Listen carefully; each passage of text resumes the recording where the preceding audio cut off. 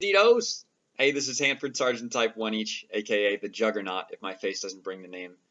I'm speaking with you now in honor of Command Sergeant Major Chris Johnson's service and recent retirement as part of the initiative developed and driven by Sergeant Major or soon to be Sergeant Major Folger. Before I made this video, I went and watched Folger's video, and it's great. He really touches on a lot of the same themes that I think I'll probably talk about here, but I thought it would be good or important to maybe echo those feelings or those sentiments. So when I think about Sergeant Major J, I think about maybe at least three big things come to mind. The first and the easiest thing that comes to mind is that no nonsense style of discipline. You know, when you messed up, he was going to tell you about it, and you were oh man, it was coming. It was just coming. But as important, or maybe more important than that strict sense of discipline he had, which was massively instrumentally valuable, especially in an infantry unit like that. But as important or more important than as the discipline is his willingness to let it go and move on, right? So it's, you messed up, I'm going to tell you about it because that's my job, and when I do my job, you can do your job better the next time. And now we're going to move on. It's over. It's done. It's behind us. We've got bigger, better things to do. Drop it, right? And I'm sure that more than a few of us have that shared experience where you've been in there and, oh man, you just got to take it. And but you move on, and you're better. You're better for it. You just are. He tells you what you messed up. You're not going to do it again, and it makes you better at your job. The second thing that comes to mind for me is another thing that I share with Folger, is an experience with Chris as a font of wisdom with a wealth of experience to support it. I was incredibly lucky to be Sergeant Major J's driver for a while, both at Fort Riley and in Kansas, and that meant I had a lot more access to him than the average E3, E4, or E5 would. Which meant, more one-on-one time where I could ask him questions about, well, how does this work, and who's this guy, and what's the deal with this problem, and why is it this way, why is it not this way, and Sergeant Major J was always there. He always, was willing to talk about it. He always had something to say. He could tell you what he thought about it and what he thinks other people think about it, and why these things are this way or that way, or how this works and why it works that way. All sorts of things that were massively valuable to me as a young soldier then, and to me as a man now, out in civil society, I guess. Had I stayed in the Army, I know that those conversations would have paid off in particular situations in the way that they did for Folger.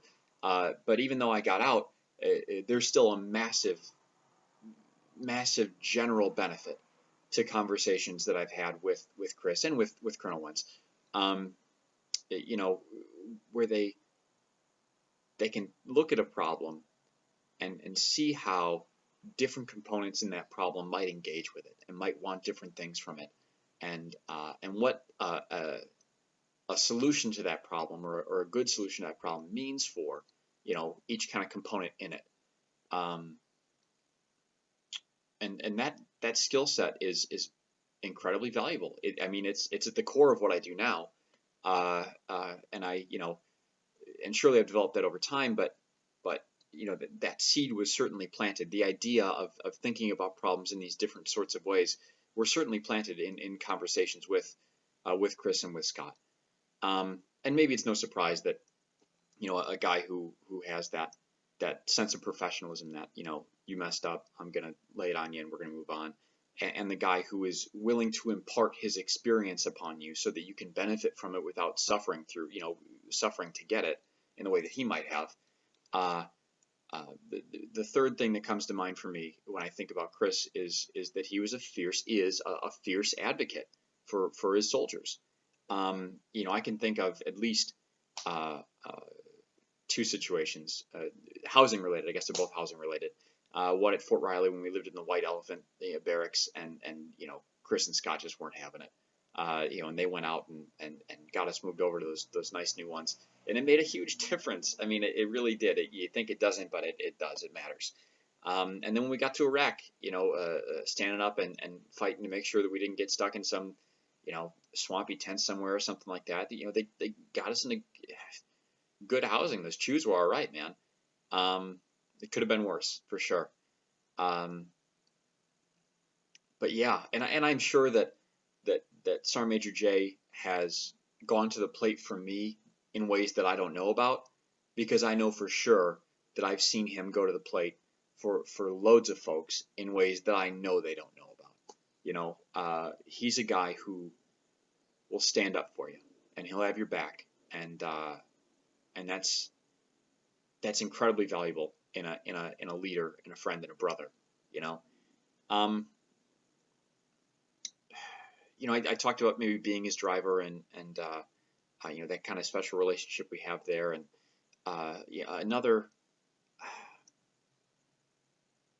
another important part of our shared history that means a lot to me is our investiture together as distinguished members of the 16th Infantry Regiment in 2011. To have that history with Chris as being his driver, and looking up to him in the ways that you do when you know a great man and a great soldier when you see one. To be able to share that moment and that honor with him is something that made it a million times better for me, impossibly, because it's such an amazing honor but to share that moment with that man was something that I'll never forget, and I'll always cherish deeply. But with that relationship, that friendship, something that Chris is great about, Sergeant Major Jay is great about, is it staying in touch. He sends emails every now and then. We'll shoot a couple of pictures back and forth, and hey man, how you doing? What are you up to? And so it's great to know that he's retired and he's living in Arizona, and he's working with an ROTC group now, and to think about the value that those kids are getting from Chris Johnson as a leader for them. They're high school kids, and they have this man with 28 and a half years of experience in the real Army, doing the business, with so much experience and sink a ship. Those kids are going to be so much better off for the rest of their lives with Sergeant Major Jay's involvement now. And that's a great thing. That's such a great thing. But like those kids are fortunate, maybe in closing, I'd like to talk about how fortunate I have been to share these special, the special relationship with Chris, the friendship and that shared brotherhood that we have, especially as Bandidos, golly, Bandito Charlie, and we'll always be Bandidos, but that was a special time in a special place, with a special combination of men, most of whom probably don't see themselves as being terribly special at all, which is saying something, and that's kind of part of what makes it work. But how fortunate to have that opportunity to benefit, from his presence and from his experience and from his hard work, both on our behalf, on my behalf, and in support of our shared mission. So in closing, I'd like to say, Chris, brother, thank you very much for your service to our country. Thank you for setting the standard and then pushing the standard, forward and higher. Thank you for your wisdom. Thank you for your time, and thank you for your effort.